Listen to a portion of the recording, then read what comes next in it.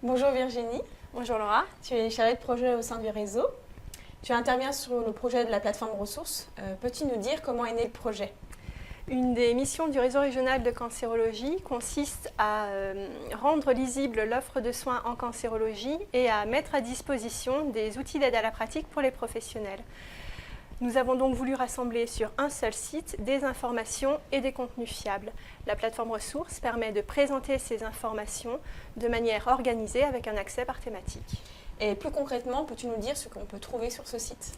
Sur ce site, tu trouveras pour chaque thématique des outils d'aide à la pratique, des informations pour les professionnels, les patients et les proches, mais aussi pour le grand public, et des annuaires pour retrouver les compétences et les structures en cancérologie dans la région. Et enfin, le site propose également des formations et relaie les grands événements en lien avec les thématiques. Et qu'entends-tu par outil d'aide à la pratique? Alors, par outil d'aide à la pratique, en fait, on entend un ensemble d'outils dédiés aux professionnels. Donc, le professionnel pourra retrouver aussi bien des référentiels et des fiches de bonnes pratiques pour apporter une aide à la décision, des fiches de liaison et des annuaires pour mieux orienter les patients, ou encore des supports d'aide à la prescription. Et pourquoi consulter ce site plutôt qu'un autre? Alors tout d'abord parce que le site propose des contenus fiables. En effet, pour chaque thématique, il y a un comité d'experts en cancérologie qui valide les contenus.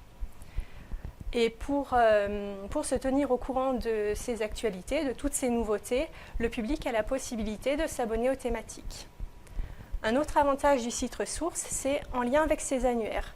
En effet, les professionnels peuvent décrire et mettre à jour directement leurs compétences dans les annuaires ressources. L'offre régionale, elle est ainsi décrite de manière claire, détaillée et elle reste d'actualité. Et quel contenu le patient peut-il trouver?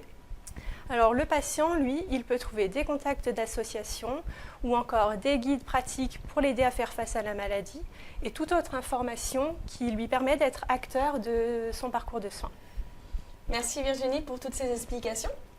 Pour conclure, n'hésitez pas à aller consulter directement le site ressources sur ressources-ra.fr.